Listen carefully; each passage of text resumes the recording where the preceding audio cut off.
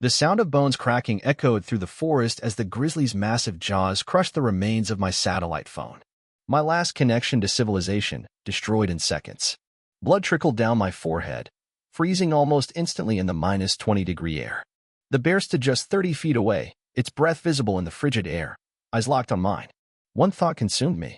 I was going to die here, alone in the Alaskan wilderness, and no one would ever find my body. I'd always told myself I'd die peacefully in my sleep at 95. Not like this. Not at 32, torn apart by 800 pounds of hungry grizzly while lost in a blizzard, 70 miles from the nearest outpost. My fingers trembled as I slowly reached for the flare gun in my jacket. It was my last hope, though I knew the odds. I'd have one shot. Miss, and it's over. Hit the bear, and maybe, just maybe, I'd buy myself a few more hours of life in this frozen hell. This wasn't how my reconnect with nature solo hiking trip was supposed to go. 6 days earlier, I'd been sitting in my climate-controlled San Francisco apartment, staring at 3 computer screens, debugging code for a startup that paid me obscene amounts of money to solve problems that, in the grand scheme of things, didn't matter. Hey Josh, you still with us? My boss's voice snapped me back to reality during our daily Zoom meeting. Yeah, sorry. Connection issues, I lied, adjusting my webcam. The truth was, I'd been disconnected long before that meeting. 6 years writing code for apps that helped rich people order food or find dates had hollowed me out. Each day blurred into the next. Wake up, coffee, code, sleep, repeat. Weekends were for recovering from the week, usually with the help of expensive whiskey and mindless streaming binges. My therapist called it high-functioning depression. I called it modern life. That night, scrolling through Instagram between bouts of insomnia, I saw my college roommate Mark's photos from his Alaskan adventure. Pristine snow-capped mountains, northern lights dancing across the sky, and the look of genuine peace on his face, something I hadn't felt in years. At 3:27 a.m., I booked a flight to Anchorage. By sunrise, I'd ordered $2,000 worth of hiking and camping gear with overnight shipping. 2 days later, I submitted my 2 weeks' notice. You're joking, right? My boss laughed nervously through the screen. When he realized I wasn't, his tone changed. Josh, you're being impulsive. Take some PTO if you need a break, but don't throw away your career. Maybe he was right. I had no real outdoor experience beyond a few summer camp memories from childhood. My exercise routine consisted entirely of walking to the local coffee shop and occasionally taking the stairs to my 4th-floor apartment when I felt guilty about my lifestyle. But something inside me had snapped. I was suffocating in comfort, drowning in convenience. I needed to feel something real, even if that something was fear, pain, or discomfort. I appreciate everything you've done for me, I told him, but I need this. My parents were even less supportive. You're going where? Alone. My mother's voice pitched higher with each word. Joshua, you've never even been camping before. I went to summer camp, I countered weakly, when you were 11, and you called us crying to come home after 3 days. She wasn't wrong, but I was 32 now, not 11. And I wasn't looking for summer camp fun. I was searching for something deeper, something authentic. The ranger at Denali National Park took one look at my shiny and used gear and perfectly clean hiking boots and immediately knew I was trouble. Sir, I strongly advise against solo hiking this time of year, she said, pointing to the map where I'd optimistically planned my route. These trails are challenging for experienced hikers in perfect conditions. With the weather forecast and your experience level, I cannot recommend this. I've done my research, I assured her, which wasn't entirely a lie. I'd spent 14 hours watching YouTube survival videos and reading hiking blogs. In my tech-oriented mind, I'd simply gathered the data, purchased the appropriate equipment, and now needed to execute the plan. The ranger sighed, recognizing the determined look of another stubborn tourist who thought wilderness could be conquered with a credit card and Google searches. At least take this personal locator beacon, she insisted, handing me a small device. And promise you'll stick to the marked trails. When the weather turns, and it will, head back immediately. I nodded, paid the park fee, and set off with the unearned confidence of someone who had succeeded at everything he'd ever tried. Primarily because I'd never tried anything that couldn't be solved with enough caffeine and coding. The first day was glorious. The crisp air filled my lungs, the vast landscape stunned me into silence, and the physical exertion felt purifying. I took dozens of photos, already mentally composing the perfect Instagram post that would make my followers jealous and prove to my doubters that I'd made the right choice. By evening, I'd reached my first campsite, set up my tent with only minimal struggle, and even managed to cook a decent freeze-dried meal on my portable stove. As darkness fell and the temperature dropped, I crawled into my high-tech sleeping bag, feeling smugly accomplished. Maybe this outdoor stuff wasn't so hard after all. I woke to the gentle patter of snowflakes on my tent. According to my map, I had a 6-hour hike to reach the next designated campsite. The forecast had predicted snow, but not until the following day. Still, it seemed light, picturesque, even. I made coffee, packed up camp, and continued my journey, excited by this authentic winter wilderness experience. 3 hours later, the gentle snowfall had transformed into driving sleet. The trail markers, which had been obvious the day before, became increasingly difficult to spot. The wind picked up, slicing through my expensive but inadequately broken-in gear. I checked my GPS app, only to discover my phone battery had drained rapidly in the cold. Panic fluttered in my chest, but I suppressed it. I was a problem solver by profession. This was just another problem to solve. Pulling out my paper map, which the ranger had insisted I take, I tried to orient myself. But the landmarks described were obscured by the worsening weather, and my inexperience made interpretation difficult. Still, I pressed forward, convinced the next trail marker must be just ahead. It wasn't. By mid-afternoon, I had to admit the truth. I was lost. The snow was falling heavily now, accumulating quickly. Visibility had reduced to mere feet. My expensive hiking boots, not properly broken in, had rubbed my heels raw. Each step sent shooting pain up my legs. When I tried to use my satellite phone, the one piece of technology I'd been certain would save me in an emergency, I discovered it wouldn't power on. Later, I'd realize I'd made a rookie mistake. Lithium batteries perform poorly in extreme cold, and I should have kept it inside my jacket, warmed by body heat. As darkness approached, I knew I needed shelter. Using the limited survival knowledge I'd gleaned from videos, I found a relatively protected area beneath a rocky overhang and set up my tent, hands shaking from cold and fear. That night, as the temperature plummeted and wind howled around my flimsy shelter, I experienced true terror for the first time in my adult life. Not the abstract fear of missing deadlines or social embarrassment, but primal fear. The knowledge that nature was completely indifferent to my existence, and that I could disappear from this earth without anyone knowing for days. I didn't sleep. Instead, I shivered and planned. When morning came, I would use the emergency locator beacon. My pride wasn't worth my life. Dawn broke with deceptive beauty. The storm had passed, leaving behind a pristine white landscape and clear blue skies. In the distance, mountain peaks sparkled in the morning sunlight. The scene was so breathtaking that, for a moment, I forgot my predicament. That moment ended when I emerged from my tent and sank waist-deep into fresh snow. The trail, difficult to follow yesterday, would be impossible to find now. I reached for the locator beacon, ready to swallow my pride and call for rescue. It wasn't in my pocket. Frantically, I searched my backpack, the tent, and all my pockets again. Nothing. My mind raced through possibilities until I remembered. I'd set it down outside while setting up camp in the dark, intending to grab it after securing the tent. It was now buried somewhere under 3 feet of fresh snow. I spent 2 hours digging in the vicinity of my tent, but the beacon was gone. My satellite phone was dead. My regular phone was nearly dead, with no signal anyway. I was truly alone. That's when I made a critical decision, one that survival experts would later tell me probably saved my life. I decided to stay put.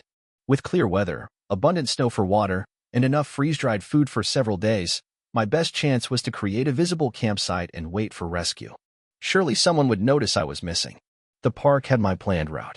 My parents knew I was hiking, even if they disapproved. My landlord would notice if I didn't return to pay rent, eventually. But as one day turned into 3, and no rescue appeared, doubt crept in. Had I strayed so far from my intended path that searchers were looking in the wrong area? Would they even search in this weather? How long before they gave up? On day 4, I spotted it, a flash of movement across the small valley from my campsite. A massive grizzly bear, which I'd thought would be hibernating this time of year. Apparently, this one had delayed its winter sleep, perhaps also caught off guard by the early storm. I stayed in my tent that entire day, heart racing whenever I heard anything that might be the heavy footfall of the bear. By evening, I was facing a new problem. My food supply was dwindling, and I needed to melt more snow for water. On day 5, hunger and thirst forced me to venture out. I saw no sign of the bear and began to wonder if I'd imagined it, a hallucination born from isolation and fear. I collected snow, boiled water, and rationed my remaining food. I was down to 2 freeze-dried meals and a handful of energy bars. That night, I made a decision. I couldn't wait any longer. At first light, I would pack up and try to find my way back to civilization. I studied my map by headlamp, trying to pinpoint my location based on the mountain peaks visible in the distance. If my calculations were correct, I was approximately 15 miles from a ranger station, perhaps a 2-day journey in these conditions. I set out at dawn, my pack lighter due to consumed supplies, but my body weaker from inadequate nutrition and restless nights. The going was slow through deep snow, and every few minutes I had to check my bearing against distant landmarks to ensure I wasn't walking in circles. Around midday, I crossed fresh bear tracks, massive paw prints heading in the same direction I was traveling. My pulse quickened. I made noise as I walked, clapping my hands and occasionally shouting, hoping to avoid surprising the animal. It was late afternoon when I spotted a small cabin in the distance, nearly hidden among the trees. Hope surged through me. A cabin meant people, or at least shelter and possibly communication equipment. As I approached, however, my hope dimmed. The cabin appeared weathered and showed no signs of recent habitation, no smoke from the chimney, no cleared paths in the snow. Still, it was structure, and that was more than I had. The door creaked open at my push. The interior was Spartan but organized. A small wood stove, a rough-hewn table and chair, shelves lined with preserved foods and supplies, and a narrow bed in the corner. Most importantly, it was out of the elements. "Hello," I called, though I sensed already that the cabin was empty. A sound outside made me freeze. Heavy footsteps crunching in snow, followed by a low, rumbling growl that I felt more than heard. The bear had followed me, or I had unwittingly followed it to its territory. I spotted a rifle mounted above the doorway, but I had never fired a gun in my life. Would I even know how to load it properly? Would I hit anything but air if I tried to shoot? Instead, I grabbed my flare gun, one of the few pieces of emergency equipment I'd brought that might serve as a weapon. Then I waited, listening as the footsteps circled the cabin. Hours passed. Darkness fell. The bear remained outside, occasionally scratching at the walls or door, but the sturdy cabin held. I found matches and lit the small oil lamp on the table, revealing more details of my sanctuary. A logbook on the table caught my attention. Opening it, I discovered entries dating back years, written by someone named Henry Thornton. The most recent entry was from just 2 weeks earlier, November 2nd, 2024. Snow came early this year. Heading to town for supplies before the passes close. Should return in 10 days if weather permits. I was in a trapper's cabin, and its owner could return any day, or might be delayed for months if the weather had prevented his return journey. Either way, I had found temporary safety. The cabin contained enough preserved food to last weeks, if carefully rationed. I found a hand-crank radio, but despite spending hours trying different frequencies, picked up nothing but static. Still, I had shelter, food, and fire, a vast improvement over my previous situation. That night, I slept on the floor, leaving the bed untouched out of respect for its absent owner. The bear's occasional growls and movements around the cabin punctuated my sleep, but exhaustion eventually won out. Morning brought silence outside. Cautiously, I peered through the single window. No bear in sight, but fresh tracks circled the cabin. It hadn't gone far. I spent that day taking inventory of the cabin's supplies and studying a detailed map of the region I found pinned to the wall. If I could locate my position on this map, I might find a better route back to civilization than the one I'd been attempting. As I was examining the map, the door burst open. I spun around, expecting the bear, but instead faced the barrel of a rifle held by an elderly man with a wild, white beard and penetrating blue eyes. "Who the hell are you? And what are you doing in my cabin?" he demanded, voice rough from disuse. "I'm lost," I stammered. "There's a bear outside, and of course there's a bear," he interrupted, lowering his rifle slightly. "That's Eleanor. She lives around here. Wouldn't be a problem if fools like you didn't wander into her territory." This had to be Henry Thornton, the cabin's owner. He looked to be in his 70s, with weathered skin that spoke of decades in the elements, but he moved with the surety of someone half his age. "I'm sorry," I said. "I got caught in the storm. Lost my way, tourists. He spat the word like a curse. Come up here thinking nature's some kind of theme park. No respect. He closed the door behind him and propped his rifle in the corner before assessing me with a critical eye. You look half-starved and wholly incompetent, he concluded. But you didn't burn my cabin down or steal my things, so I guess you can stay until the weather clears. That was how I met Henry Thornton, who had been living off the grid in the Alaskan wilderness for nearly 30 years. A former environmental engineer who'd grown disgusted with corporate disregard for nature, he'd walked away from his career and built this life of solitude and self-sufficiency. Over the next few days, an uneasy coexistence formed. Henry was not naturally hospitable, but neither was he cruel. He shared his food and knowledge sparingly, always with the clear implication that he expected me to earn my keep. I learned more in those days than in all my previous life. He taught me to identify edible plants preserved under the snow, to set snares for small game, and most importantly, how to respect the wilderness without fearing it. Your problem, he told me one evening as we ate a stew made from rabbit he'd caught, is that you city people either worship nature like it's a god or try to conquer it like it's an enemy. It's neither. It just is. And you're part of it, whether you accept that or not. On our 5th day together, disaster struck. We were checking snares about a mile from the cabin when the ground rumbled beneath us. At first, I thought it was an earthquake, but Henry's face told me it was something worse. Avalanche, he said, just as a wall of white came thundering down the slope toward us. We ran, but the surge of snow caught us, sweeping us down the mountainside. I tumbled through white chaos, unable to tell up from down, fighting to stay near the surface. When the world finally stopped moving, I found myself half buried but alive. Henry was nowhere in sight. Henry, I shouted, struggling free of the snow. Henry. A faint groan led me to him, partially buried beneath a fallen tree that the avalanche had uprooted. His leg was clearly broken, bone protruding through his pants, and blood stained the snow beneath him. Get this off me, he gasped. Using techniques he taught me for leveraging weight, I managed to shift the tree enough for him to drag himself free.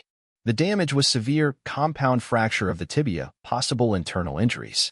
Cabin, he said through gritted teeth. Need to get back. You can't walk, I pointed out. Then you'll have to carry me, won't you? It was a 3-hour journey back to the cabin, me half dragging, half carrying a man who should have been screaming in pain but instead gave terse instructions about the route and occasionally berated me for being too slow. By the time we reached the cabin, darkness had fallen and Henry was feverish. I cleaned and splinted his leg as best I could with the first aid supplies in the cabin, but we both knew the truth. Without proper medical attention, he could lose the leg or worse. Radio, he muttered. Emergency frequency. The hand crank radio I'd found earlier had an emergency transmitter. Henry gave me the frequency and the exact coordinates of the cabin. For hours, I cranked the radio and repeated our call for help, not knowing if anyone could hear us. On the 2nd day after the avalanche, Henry's condition worsened. Infection had set in, his legs swollen and hot to the touch. He drifted in and out of consciousness. During one lucid moment, he beckoned me closer. In case I don't make it, he whispered, my journal. Last pages. Read it. I found his logbook and turned to the final written pages. There, in shaky handwriting, were detailed instructions for how to reach the nearest town if help didn't come. Alternative routes that wouldn't appear on standard maps, caches of supplies along the way, landmarks to follow. Why are you showing me this? I asked when he next awoke. Because, he said, voice weak but eyes sharp as ever, you're going to need it. They might not come in time for me, but that doesn't mean you should die too. I'm not leaving you, I insisted. He laughed, a sound that turned into a painful cough. Stubborn fool. Maybe you'll survive out here after all. On the morning of the 3rd day, I heard it, the distant thrum of helicopter rotors. Help had come.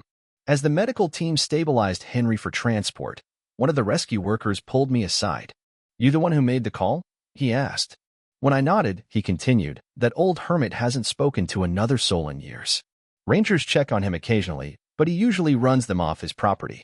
You must have made quite an impression. As they loaded Henry into the helicopter, he gripped my arm with surprising strength. My cabin, he said. Take care of it till I'm back. I didn't have time to respond before they whisked him away, promising to return for me once they'd gotten him to a hospital. But they didn't come back. A new storm moved in, making helicopter rescue impossible. I was alone again, but this time with shelter, supplies, and knowledge. Using Henry's journal, I maintained his cabin and prepared for the possibility that I might need to find my own way out. For 2 weeks, I lived as Henry had taught me. I tended his traps, preserved what food I caught, and kept the cabin in order. Each day, I tried the radio, but the storm created too much interference.